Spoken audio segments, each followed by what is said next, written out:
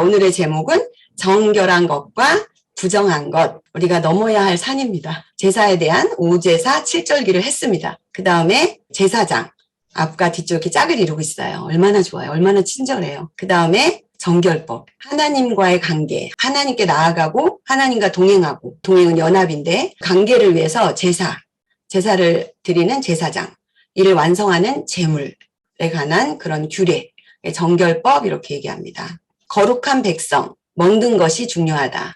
제가 5제사 할 때 이 먹는 것이 중요하다를 소제해서 했습니다. 가루제사 할 때 먹는 것이 중요합니다. 우리가 육으로 먹지만 또 영으로 먹죠. 근데 이 육으로 먹는 것이 영으로 먹는 것과 어떤 관련이 있는지를 이제 저희가 오늘 알게 되어집니다. 레위기 11장 44절로 45절 말씀입니다. 나는 여호와 너희 하나님이라. 내가 거룩하니 너희도 몸을 구별하여 거룩하게 하고 땅에 기는 바 기어다니는 것으로 인하여 스스로 더럽히지 말라. 나는 너희 하나님이 되려고 너희를 애굽 땅에서 인도하여 낸 여호와라. 내가 거룩하니 너희도 거룩할지어다. 아멘. 제가 이거 레위기 하면서 누가 생각났냐면은 아이를 기르던 생각이 났어요. 어린 아이를 기를 때 아이들이 한돌 되면 아장아장 걷지 않습니까? 그러면 이제 자꾸 나가려고 해요. 나가려고 이제 해서 데리고 나가잖아요. 나가면은 정신이 없습니다. 먹어야 되는 건지 안 먹어야 되는 건지 정신없이 주워 먹고 넘어지고 도망가고 잠시도 눈을 뗄 수가 없어요. 눈을 뗐다가는 사고가 나거나 넘어지거나 아니면 잃어버리거나. 저도 우리 큰아이를 잃어버려 본 적이 있어요. 하루 종일 잃어버렸는데 정말 죽을 것 같더라고요. 이렇게 어디로 튈지 모르는 이런 어린아이를 기르던 그때가 생각났어요. 이제 밖에서 놀다가 이제 집에 데리고 들어오죠. 그러면 이제 엉망진창이잖아요. 냉큼 안아서 어디로 데려가죠? 목욕탕으로 데려갑니다. 목욕탕으로 데려가서 손발을 씻기고 이제 너무 심하면 이제 다 벗겨가지고 목욕을 시키고서야 데리고 들어옵니다. 이렇게 이제 제가 비유를 하는 이유는 좀 기억하면 좋을 것 같습니다. 이스라엘 백성들의 상태가 그랬습니다. 그 노예 근성에 찌들어 있고 이 레위기법이 있기 전에 출애굽기에서 출애굽시켜온 이스라엘 백성들, 내가 누구인지 정체성도 없고 일단 몸은 빼어져 나왔으나 몸은 애굽에서 출애굽했으나 마음이 출애굽되지 않는 하나님의 거룩한 백성을, 하나님은 거룩하신 분이잖아요. 우리가 이건 알고 있죠. 그런데 이스라엘 백성을 하나님의 거룩한 백성으로 만들기 위한 씻기시는 작업, 정결법. 그래서 제가 아이를 기르던 생각이 이제 문득 나서 이해를 돕기 위해서 그걸 좀 생각하면서 오늘 말씀을 들으면 좋을 것 같습니다. 거룩은 이제 우리가 쉬운 말로는 뭐 카도시래요. 카도시. 근데 이제 코데시 해가지고 알고 있어요. 우리가 구별됐다. 거룩, 구별, 제물. 이렇게 아시고 계시죠? 세 가지 용어의 연관성. 그런데 이번에는 한 가지 더. 무엇에 소속되다. 구별되어 하나님께 소속되는 과정. 이를 통해서 하나님의 보배로운 소유가 되는 것. 그래서 구별은 소속, 소유. 이게 이제 정결 규례의 본질이에요. 말씀을 읽어보겠습니다. 이 레위기 말씀이 딱 맞는데 너희를 나의 소유로 삼으려고 너희를 만민 중에서 구별하였음이니라. 그러니까 주님의 소유를 삼으려고 구별한 거예요. 구별해가지고 소속되게 하신 거예요. 이해가 되시죠? 저는 이 말씀이 오늘 시작되는 말씀인데 너무 은혜스러웠어요. 그렇구나. 하나님 나 구별하셔서 하나님 거로 하나님의 소유로 만드신 그 은혜가 또 다시 한번 묵상이 돼서 되게 좋았습니다. 이스라엘 속에 남아있는 노예 근성을 빼내는 하나님의 방식이 바로 정결이었습니다. 그래서 레위기 11장부터는요. 세 가지 정결이 나와요. 첫 번째 뭐예요? 정결. 물두멍에서 우리가 내가 구원은 받았으나 우리가 번제단에서 예수 그리스도가 나의 죄를 사하시고 대속의 은혜를 우리가 묵상하고 물두멍으로 넘어오죠. 내가 구원은 받았지만 구원받은 이후에 예수 그리스도와 연합을 인식하지 못하는 이유를 주님께 자백하는 이제 물두멍이에요. 근데 그 자백 기도가 뭐냐면은 정결을 위한 기도예요. 깨끗한가. 왜냐 우리가 인식 못하는 게 더러워져 있어요. 이것을 손가발에 오물을 씻는 곳이잖아요. 그래서 그걸 생각하시면서 말씀을 좀 적용을 해보면 좋을 것 같습니다. 그래서 여기엔 특별히 이 10일이 젓가락이잖아요. 조금 약간 유무초 은하속장처럼 외우기 위해서 이렇게 젓가락 이렇게 있죠. 잊어버리지 마세요. 젓가락 레위기 11장에 먹는 게 나온다. 네, 이렇게 생각하시면 되겠습니다. 정결한 동물, 부정한 동물의 구별이 있습니다. 이거는 이제 네 거냐 내 거냐, 취해야 되냐 취하지 말아야 되냐, 가까이 해야 되냐 멀리 해야 되나, 이런 게 약간 우리가 이거를 분리, 차별? 근데 차별의 개념이 아니에요. 구별은요. 그래서 저주하고 배척하고 그런 게 아니라 우리가 어린애들한테 그래요. 저도 애기 기르다 보면은 애들이 언어를 모를 때 아우 지지야 만지지 마 이러거든요. 지지야 만지지 마. 더러워질까봐. 내 새끼가 더러워질까봐. 이런 걸로 좀 생각해보면 어떨까요? 막 태어난 이스라엘에게 주는 하나님의 언어예요. 이 정결이라는 게 하나님의 백성에게만, 하나님의 자녀에게만 특별하게 이렇게 구별해 주시는 거지 차별이 아니에요. 너는 더럽고 나는 깨끗해. 이건 내 거야. 이렇게 차별이 아닌 거 좀 이해되시나요? 제가 오래 묵상했어요. 이 내용들을요. 과연 이거 어떻게 구별하지? 우리 친구들이 이해가 돼야 되는데 왜냐하면 지금 차별금지법 세상에는 막 이런 거 하잖아요. 차별한다. 근데 주님 안에서는 이런 게 아니에요. 뭐라고 얘기하냐면은 바로의 질서 대 하나님의 질서. 노예의 원리 대 자유인의 원리를 말하고 있습니다. 하나님이 그것 가운데 우리를 건져서 뽑았다고 합니다. 뽑아서 구별해 주신 거예요. 그래서 우리를 깨끗하다 얘기하신 거거든요. 그래서 이건 언약이에요. 내가 너희를 거룩하게 할 거야. 너희 거룩해 이게 아니라 율법을 지켜서 거룩해야 돼 이게 아니라 하나님이 이미 예수 그리스도의 보혈로 우리를 거룩하게 해주신 부분이에요. 근데 여러분 되게 놀랍게 창세기부터 이게 나와요. 하나님이 거룩한 경계라고 하거든요. 경계. 그래서 땅과 바다의 경계, 하늘의 경계, 그 다음에 모든 종류의 경계. 하나님의 창조에 있어서 모든 종류대로 이게 바로 경계인 것입니다. 그래서 조금 더 이해를 돕기 위해서 사람이 나는 경계는 담장이 돼요. 담이 되는데 하나님의 경계는 길이 됩니다. 그 언약의 길이 돼요. 다 이해하지 못하죠. 저도 이 말씀을 또 읽고 또 줄이고 이러느라고. 그러나 너희를 위하여라고 돼 있더라고요. 너희를 위하여가 굉장히 많이 나와요. 너희를 위하여 하나님의 그 사랑의 안경을 쓰고 우리가 레위기를 좀 보면 좋을 것 같아요. 하나님이 지으신 경계는요. 하나님이 이르시되 물들은 생물을 번성하게 하라. 땅이 하늘의 궁창에는 경계예요. 새가 나르라 하시고 하나님이 큰 바다 짐승들과 물에서 번성하여 움직이는 모든 생물을 종류대로 날개 있는 모든 새를 종류대로 하나님이 창조하셨는데 보시기에 좋았던 거예요. 이게 하나님이 지으신 경계예요. 이게 노아의 홍수 때 이 경계가 무너집니다. 재앙이 오죠. 하나님의 경계는 길이 되는 거예요. 우리에게 길을 생명 되시는 예수 그리스도가 우리를 구별해 주시는 게 길이라는 거예요. 담이 아니라 너네 들어오지 마 이게 아니라 하나님이 열어놓으신 그 언약의 길이라는 거예요. 이 길을 따라 저희가 올 수 있고 그 길 가운데 있다는 게 얼마나 행복한지 모르겠어요. 그리고 하나님이 구별한 사람들에게 복을 주시는데 생육하고 번성하고 바닷물에 내가 경계 지어놓은 너희들 여기에서 충만하라. 새들도 땅에 번성하라. 땅은 생물을 그 종류대로 내라. 가축과 기는 것과 땅의 짐승을 종류대로 내라. 이 창조 안에 있는 이 경계 하나님께서 놀라웠게 구별하신 게 정말 너무 놀랍더라고요. 그래서 이 다음에 나오는 그 농사를 지을 때도 여러 종을 같이 하지 말고 이게요 다 이 창조에서 나온 거더라고요. 창세기에서 하나님이 이미 지어놓으신 경계예요. 이게 언약이에요. 우리에게 베푸신 약속이고 우린 이걸 지킬 때 그 길로 걸어갈 수 있고 행복하고 더 이상 우리 안에 우리 몸도 건강해야 되잖아요. 우리 몸 안에 있는 어떤 질병들도 없고 이게 하나님의 규칙이더라고요. 하나님 그렇게 만들어 놓으셨어요. 너무나 은혜스러운 거예요. 이제 하나님이 지어놓은 사람에게 먹는 것을 주셨어요. 먹을 것을. 오늘은 먹을 것에 대한 이야기이기 때문에 에덴 동산에서 뭘 먹었을까요? 모든 실과와 채소라고 되어 있습니다. 선악과를 제외하고 홍수가 났어요. 경계가 무너지고 사람들이 다 이제 물속에 갇히고 홍수 이후에 이제 남아있는 하나님이 뭘 먹으라고 했냐면 시간이 없으니까 육식, 피는 제외하고 피가 언제 나오냐면요. 내가 뭘 죽일 때 피가 나옵니다. 그래서 나중에 이제 레위기법에 보니까 잡은 짐승을 못 먹어요. 먹을 수 있는 게 왜 그걸 먹을 수 있는지 육식을 허용하지만 잡아서 사냥해서 먹는 것을 금했더라고요. 모세 이후에는 이제 오늘 이야기죠. 율법에는요. 뭘 먹었냐면요. 육식 중에서 정한 짐승만 허용했습니다. 그리스도 이후에는 말씀해 보니까 우상의 제물, 그 다음에 피, 목매어 죽인 것을 제외한 모든 음식을 먹으라고 정해 주셨습니다.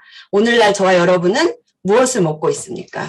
모든 것을 먹는다고 행복하십니까? 피자도 먹고 치킨도 먹고 요즘에는 막 피도 먹고 선지국도 먹고 다 먹죠. 식생활을 통해서 거룩을 훈련시키는 하나님을 레위기 11장을 통해서 만나게 됐습니다. 그래서 먹는 것은 매우 중요합니다. 우리 육신의 건강을 위해서도 중요하지만 이것이 의미하고 있는 게 또 너무 중요해요. 의미하고 있는 게 상징하고 있는 게 구약이 상징하고 있는 모든 것들은 예수 그리스도였습니다. 레위기 11장은 이렇게 동그라미 3개로 끝납니다. 맨 처음에는 이런 게 나옵니다. 먹지 마. 부정한 것은 먹지 마. 왜 그러죠? 너무 당연하죠. 부정하니까. 이제 이걸로 시작해서 맨 마지막에도 똑같은 그림이 나와요. 어떻게 변하는지 한번 기대해 볼까요? 먹지 마? 왜 부정하니까? 이거예요. 그러면 어떤 게 부정한데? 하고 물어봐야 되죠. 정결한 짐승과 부정한 짐승에 대한 견해가 있습니다. 여러 견해를 찾다가 고등외남이라는 학자가 쓴 것을 제가 좀 정리해서 갖고 와봤습니다. 알면 좋을 것 같아요. 자의적인 구분인데 하나님만 알고 계세요. 왜 정한지 부정한지. 두 번째, 제의적인 해석.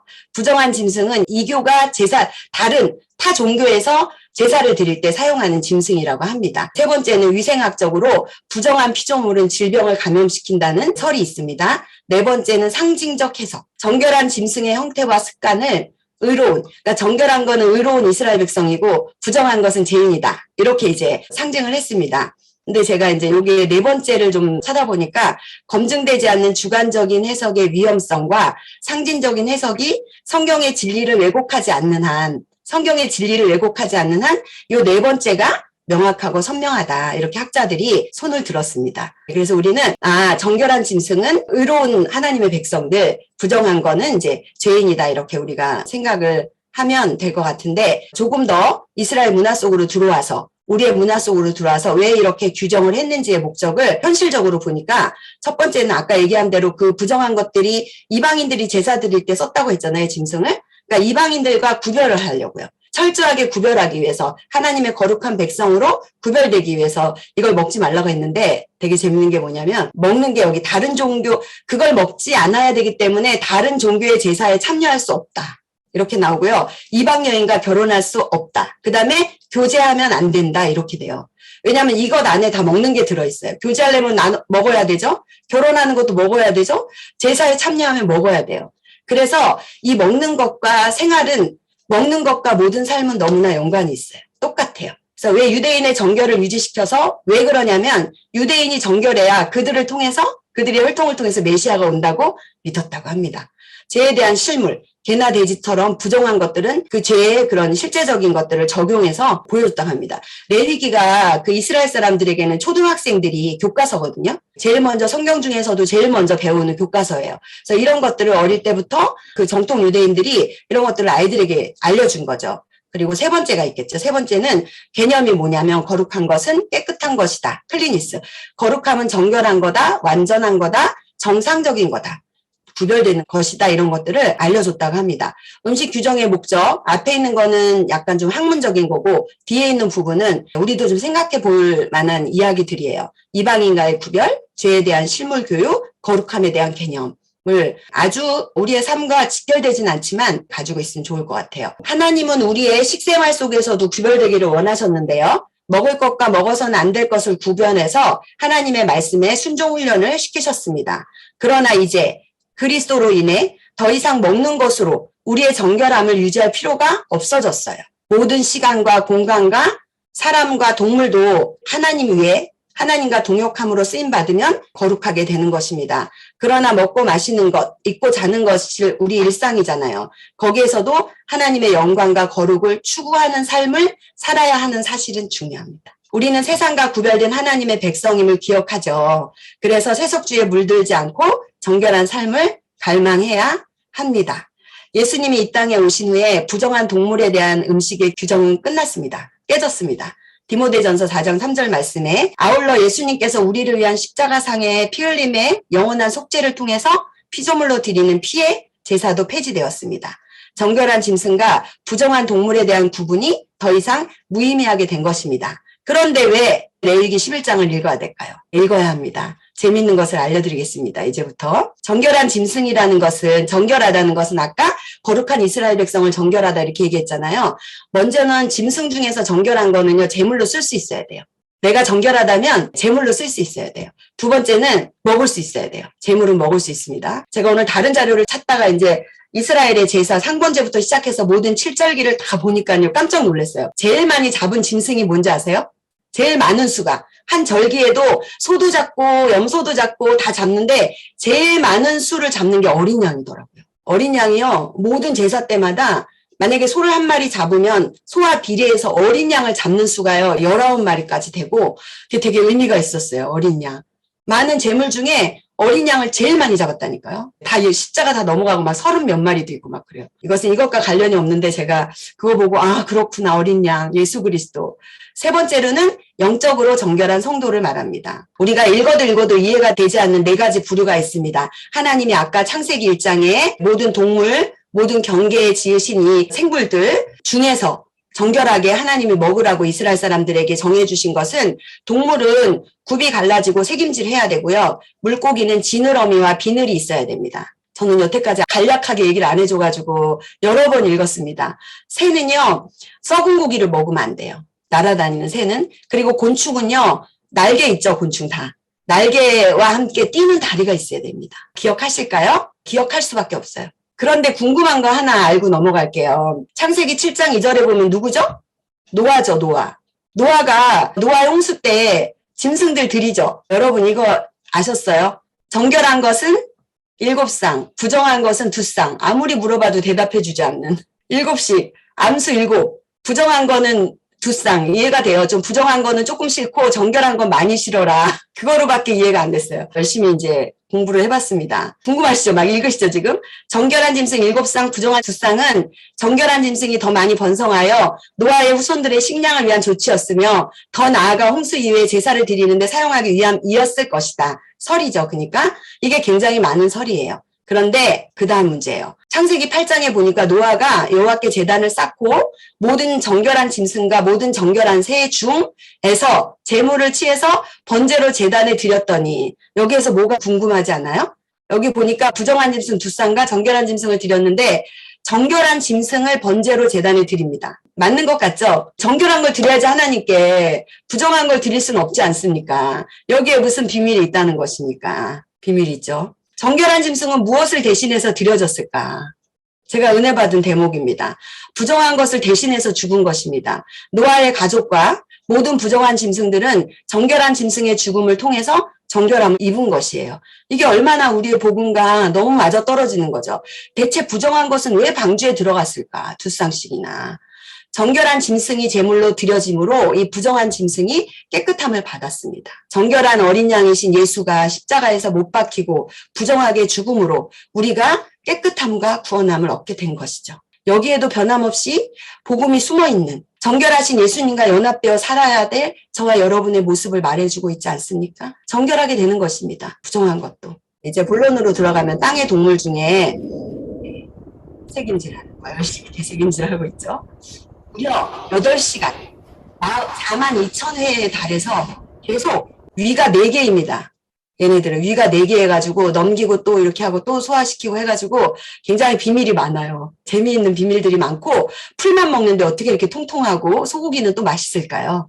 이 되새김질을 통해서 영양소를 바꾼다고 합니다. 영양소가 바뀌어지는 거예요. 다른 영양소로 바뀌어지는 거예요. 놀랍지 않습니까? 정말. 하나님 너무 놀라워요. 하나님의 말씀을 마음판에 새기고 그것을 기억하고 묵상하는 것을 새김질한다고 얘기합니다. 시편이 생각나요. 오직 여호와의 율법을 즐거워하여 그의 율법을 주야로 묵상하는도다. 그리스도인들에게 이 되새김질을 하는 것은 너무나 중요하지 않습니까? 저도 말씀을 전하느라고 되새김질을 엄청 했어요. 42,000회까지는 안 한 것 같은데 비밀이 또 어디에 있냐면요. 굽이 갈라진 것에 있습니다. 이것은 또 얼마나 은혜스러운지 모릅니다. 굽이 갈라져서 쪽발이 된 거는요.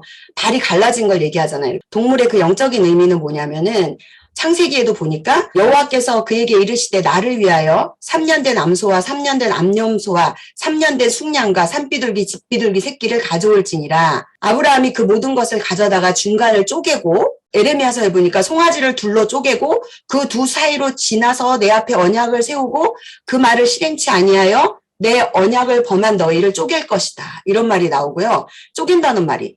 재물의 몸통을 쪼개서 둘로 나누어 놓는 것은 하나님의 언약의 표징입니다. 그리고 재물의 몸통이 둘로 갈라지면 죽게 되는 거예요. 죄에 대해서 죽는 거죠. 죄에 대해 죽은 우리는 둘로 갈라진, 굽이 갈라진 정결한 백성이에요. 갈라진. 죄가 갈라져 갖고 정결하게 된 저와 여러분이 언약의 백성입니다. 놀랍죠. 에스겔서에 보니까 내 백성에게 거룩한 것과 속된 것의 구별을 가르치며 부정한 것과 정한 것을 분별하게 할 것이며 이런 말씀도 있고요. 굽이 갈라진 동물은 먹을 만한 것이고 하나님 앞에 연락되어질 제물이에요. 다 제물로 드릴 수 있어요. 지금 먹을 수 있는 거는. 아까 1번 재물, 2번 먹을 수 있어야 된다. 그래서 하나님은 짐승 대신 독생자 예수 그리스도를 십자가에서 쪼개셨죠. 쪼개셔서 연약을 지키시고 우리를 정결한 자로 하나님이 끌고 가십니다. 두 번째, 바다의 물고기는 무엇이 있어야 먹을 수 있을까요? 이 바다의 물고기는 좀 쉽습니다. 지느러미와 비늘이 있어야죠. 지느러미와 비늘이 없는 것들도 많이 있어요. 지느러미는 어떤 역할을 하냐면 사람의 팔다리와 같이 전진하고 후진하고 멈추고 방향을 잡아주는 거죠. 그래서 앞으로 나아갈 때는 추진력, 그리고 어디로 갈지에 대한 방향과 목표를 확고히 하고 살아가는 그리스도인의 그 삶의 태도, 먹든지 마시든지 하나님의 영광을 위해서 살자. 이런 우리 그리스도인의 그런 방향성을 잡아줍니다. 비늘이 아주 중요하죠. 여러분, 비늘이 사실 우리가 음식할 때는 비늘이 굉장히 복잡하지 않습니까? 다 긁어내서 막 먹는데 이 비늘은요, 굉장한 역할을 하고 있더라고요. 다른 곳으로 떠내려가지 않도록 아까 지느러미의 역할을 도와주는 거죠. 우리가 이거는 세상 정신에 맞서도록 보호하는 능력, 마치 전신갑주와 같은 내용이더라고요. 지느러미와 비늘을 통해서 전진과 성수, 세속으로부터의 분별. 너무 놀라워요. 이 물고기를 먹으라고 지느러미와 비늘이 있는 것을 먹으라고 하신 그런 영적인 가르침이 참 소중했습니다. 하늘의 새는 어떨까요? 죽은 시체를 먹거나 굉장히 포악하거나 이러면은 정결하지 않거든요. 가증이 여긴데요. 여기는 새 부분에 보면 가증이 여기다 이런 말이 나와요.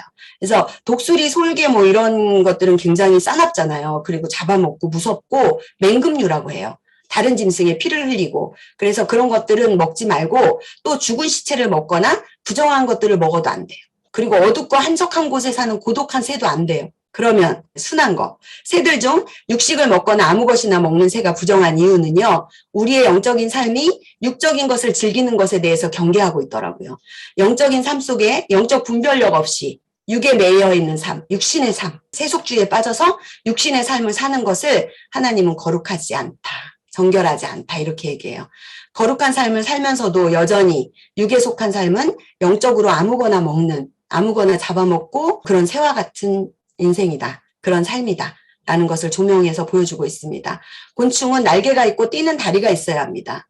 곤충 우리 지금 안 먹죠? 옛날에는 뭐 메뚜기 먹었다고 해요. 배가 고파가지고 메뚜기 뭐 고소하다고 하고. 그런데 날개가 있어야 돼요. 왜냐하면 곤충 기어다니잖아요. 근데 곤충 중에서 날개가 있고 뛰어야 됩니다. 위를 추구하기 때문에 날개는 이 땅에 살지만 하늘을 추구하는, 마치 우리의 초점, 관점, 지향점을 말해주는 것 같아요. 뛰는 다리는 장애물을 뛰어넘는 역경과 고난을 주님께 맡기고 오직 여호와를 앙망하는 자세. 제가 이렇게 정리했어요. 모두 성품의 교체를 상징한다. 생각해 보세요. 쪽이 갈라지고 색임질하고 또 지느러미와 또 비늘, 그 다음에 날개 뛰는 다리, 또 물고기 이런 것들을 볼 때 다 우리가 해결되지 않는 우리의 부정적인 성격, 이게 주님과 교체되면 갖게 되는 너무나 거룩한 성품의 열매들을 이 먹는 음식에 숨겨놓을 게 뭐람요. 이 먹는 음식에 이런 귀한 것들이 숨겨져 있어서 정말 너무 은혜스러웠습니다. 그 다음에 율법에는 모든 물건이 피로 정결케 된다고 명시되어 있으며 예수는 율법의 요구에 따라 자신의 영원한 피를 십자가에 쏟음으로써 모든 죄 가운데 있는 것을 깨끗하고 정결하게 하는 일을 끝냈습니다. 우리가 예수의 피 그러면 제사를 지낼 때는 전부 구원과 관련이 있었어요. 구원받은 이후의 삶이 정결해야 되는데 그 예수의 피는 구원뿐만이 아니라 정결한 우리의 삶까지도 끝냈다는 것입니다. 그래서 우리가 물두멍에서 손을 씻으며 그것을 인식하는 것이에요. 주님, 오늘도 내가 정결하지 못했습니다. 그런데 정결은요, 거룩은 성결이거든요. 정결은 성결로 가는 통로예요. 그래서 우리는 다윗도 그렇게 기도했잖아요. 정결한 마음 달라고. 그래서 우리가 정결을 구하는 것은 성결, 거룩으로 나아가는 그런 통로이기 때문에 부지런히 손과 발을 씻으며 나의 구원을 확신하고 그 다음에 내가 정결한 자 되었음을 다시 한번 인식하는 것입니다. 레위기 11장의 정한 동물, 즉 사람이 먹어도 되는 정결한 음식은 하나님의 성품이었습니다. 레위기의 모든 제사 규례와 오제사, 칠절기가 그렇듯이 성막이 그렇듯이 정결한 것은 오직 한 분 예수 그리스도 뿐이셨습니다. 우리는 부정했지만 정결한 예수 그리스도가 드려짐으로 그 안에서 정결해졌습니다. 지금은 정결한 음식을 따로 구별해서 먹지 않아도 돼요. 예수 그리스도와 연합된 우리는 예수님의 성품으로 교체된 정결한 음식임을 기억하고 또 기억해야 합니다. 오늘도 이 정결한 복음을 먹지 않습니까? 어디에서도 들을 수 없는 이 맛있는 복음을, 이 정결한 복음을 우리가 먹어요. 그런데 이미 정결한 음식으로 내 안에 먹혀주신 예수 그리스도가 있기 때문에 이것이 깨달아지는 것이에요, 여러분. 아무나 누구에게나 들려지지만 이게 다 깨달아지지 않습니다. 복음이 정리되었다고 하는 저조차도 이렇게 이런 음식을 먹기 위해서 얼마나 되새김질을 하고 얼마나 하나님의 언약을 기억하고 하나님의 말씀 안에서 이것이 나의 삶에 이것이 먼저 들어와서 적용되기를 주님께 얼마나 간절히 구했는지 몰라요. 그러므로 인해서 우리가 이 복음을 먹음으로 정결해졌음을 인식하면 좋겠습니다. 아까 디모데전서 4장 3절 5절 말씀 찾아보니까 혼인을 금하고 어떤 음식물은 먹지 말라고 할 터이나 음식물은 하나님이 지으신 바니 믿는 자들과 진리를 아는 자들이 감사함으로 받을 것이니라. 하나님께서 지으신 모든 것이 선함에 감사함으로 받으면 버릴 것이 없나니 하나님의 말씀과 기도로 거룩하여지니라. 네, 주님 감사합니다. 아멘. 여기서 성결은 정결이 아니에요. 성결이 바로 거룩이거든요. 다윗은 시편을 통해서 날마다 기도했어요. 정결한 영을 새롭게 해달라고. 성결은 인간이 하는 게 아니라 하나님의 전적인 사역입니다. 내가 성결할 수 있는 방법은 오직 예수 그리스도의 십자가 복음뿐이고 예수와의 연합뿐입니다.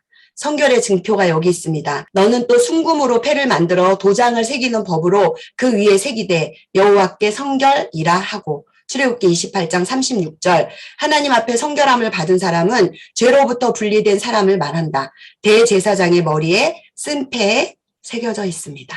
코데시 리아도나 여호와께 성결. 오늘 또 복음 한 끼를 통해서 정말 그 맛있는 복음으로 나에게 먹혀주시고 내가 또 그 복음이 되어져서 누군가에게 먹혀지는 이 기쁨, 육적이고 영적인 양식인 이 복음 안에서 누리는 우리 공동체가 너무 소중합니다.